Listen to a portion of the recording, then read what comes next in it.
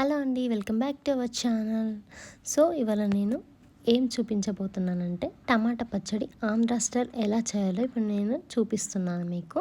మా అత్తయ్య పెడుతుంది ఈ పచ్చడి. సో ముందుగా అయితే టమాటాలు అంతా క్లీన్ చేసుకొని ఆరబెట్టుకోవాలి. సో మేము ఇక్కడ ఇంట్లోనే ఫ్యాన్ గాలికి ఆరబెట్టుకుంటున్నాము. తర్వాత ఇప్పుడు మనం ఇవి ముక్కలుగా కట్ చేసుకోవాలి. సో నేను ఈ కప్పు కొలత తీసుకున్నానండి. ఈ కప్పుతో 6 కప్స్ ముక్కలుగా కట్ చేసుకొని వేసుకున్నాను. అండ్ 1 కప్పు కల్లుప్పు అండ్ 1 కప్పు చింతపండు.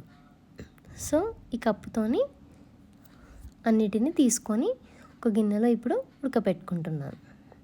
సో 1 స్పూను పసుపు వేసుకున్నాను. సో ఇది దగ్గర అయ్యే వరకు మంచిగా మనం ఉడకపెట్టుకోవాలి.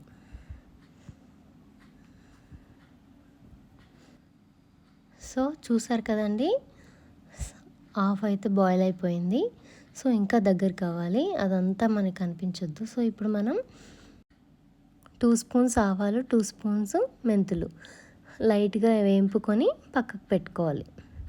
సో చూడండి, ఆల్మోస్ట్ దగ్గరికి పడింది.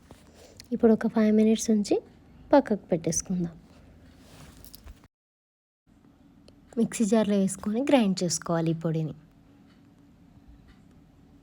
సో ఇప్పుడు ఈ పొడిని మనం ఇందులో వేసేసుకోవాలి.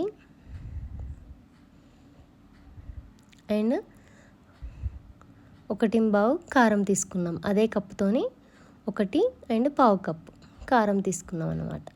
మీకు ఎక్కువ కారం వద్దనుకుంటే 1 కప్ తీసుకోవచ్చు, అది మీ ఇష్టం అండి. సో ఇలా మంచిగా మిక్స్ చేసుకోవాలి మనకి అన్ఈవెన్గా.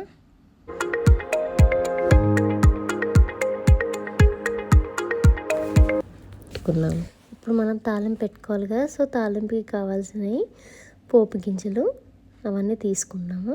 నూనె వేడెక్కాక పోపు గింజలు, ఎండుమిరపకాయలు అన్నీ వేసుకోవాలన్నమాట ఇందులో. సో నూనె కొద్దిగా ఎక్కువే వేసుకోవాలి, ఎందుకంటే మనకి ఆయిల్ ఎక్కువ ఉంటేనే పచ్చడి ఖరాబ్ కాకుండా ఉంటుంది అన్నమాట.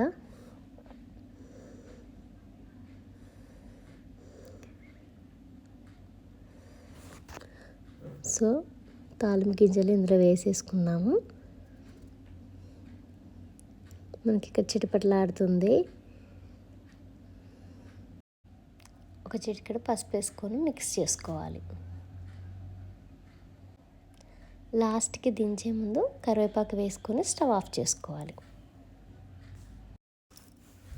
సో ఇప్పుడు మనం ఈ తాలింపు గిన్నెలో ఈ పచ్చడిని వేసుకొని ఆయిల్ పట్టే విధంగా కలుపుకోవాలన్నమాట. ఒకసారి అంతా మిక్స్ చేసుకుందాం. ఇట్లా నూనెకి పట్టే విధంగా మిక్స్ చేసుకోవాలి. అంతేనండి, పచ్చడి రెడీ అయిపోయింది. వేడి వేడి అన్నంలో నెయ్యి వేసుకొని తింటే చాలా బాగుంటుందండి. మీరు కూడా మీ ఇంట్లో ఇలా ట్రై చేయండి. నచ్చితే లైక్ చేయండి, షేర్ చేయండి. Thanks for watching and subscribe. Bye bye.